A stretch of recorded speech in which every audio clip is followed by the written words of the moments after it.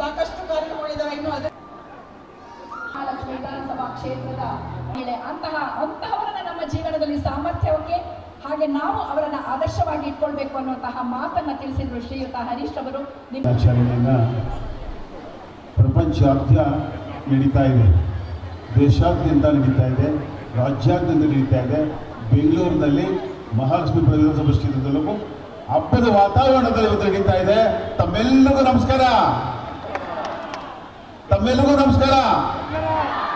ಇದು 14 ವರ್ಷದ ಹಿಂದೆ ಗೋಪಾಲಣ್ಣವರು ಹೇಮಕ್ಕವರು ಕುತ್ಕೊಂಡು ಈ ಭಾಗದಲ್ಲಿ ಅದಕ್ಕೆ ಮಾಡಬಾರ್ದು ಅಂತ ಯೋಚನೆ ಮಾಡಿ ಪ್ರಾರಂಭ ಮಾಡಿದ್ರು.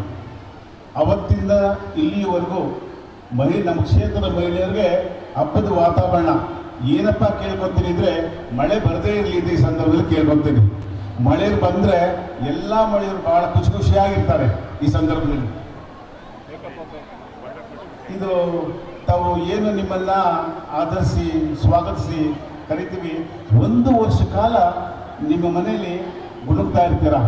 ನಿಮ್ಮ ಮಕ್ಕಳು, ನಿಮ್ಮ ಕುಟುಂಬ, ತಂದೆ ತಾಯಿ ಗಂಡ ಮಕ್ಕಳು ಎಲ್ಲರೂ ಕೂಡ ಹೀಗಾಯಿತು, ಈ ಥರ ಹೋಗಿದ್ದು, ಈ ಥರ ಬಂದಿದ್ದು. 1 ವರ್ಷದ ಖುಷಿ, 1 ದಿವಸದ್ದಲ್ಲ, ಇದು 1 ವರ್ಷ ಕಾಲ ಸಂಪೂರ್ಣ ನಾವೆಲ್ಲರೂ ಖುಷಿಯಾಗಿರ್ತೀವಿ.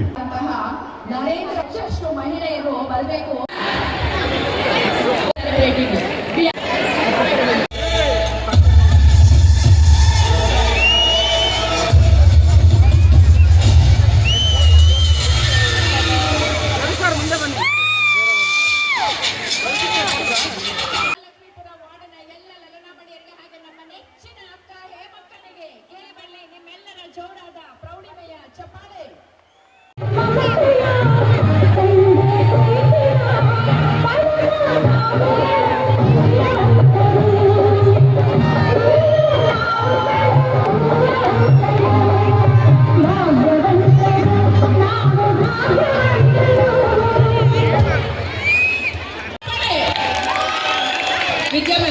ಫಸ್ಟ್ ಯಾರಿಗಳು ಸೂಚನೆ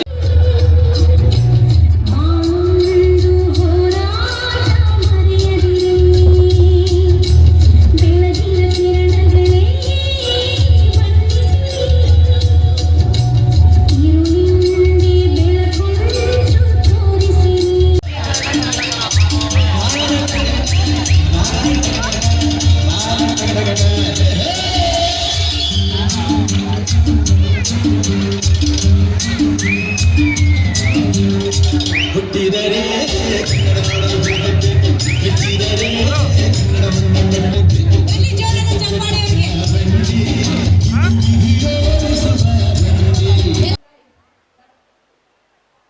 ಅವರನ್ನು ಮುಂಚೂಣಿಗೆ ತರುವಲ್ಲಿ ನಮ್ಮ ಸಹಾಯ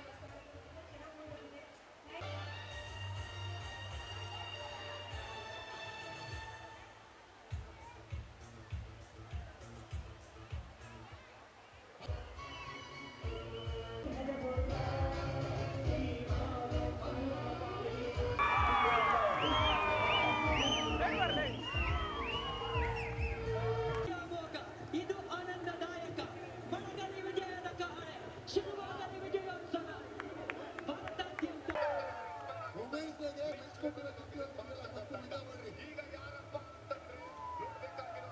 ರೋಹಿತ್ ಶರ್ಮಾ ಮಾಡಿದಂತ ಒಂದು ಹಾದಿಯಲ್ಲಿ ಬಂದಂತ ಸುರೇಖ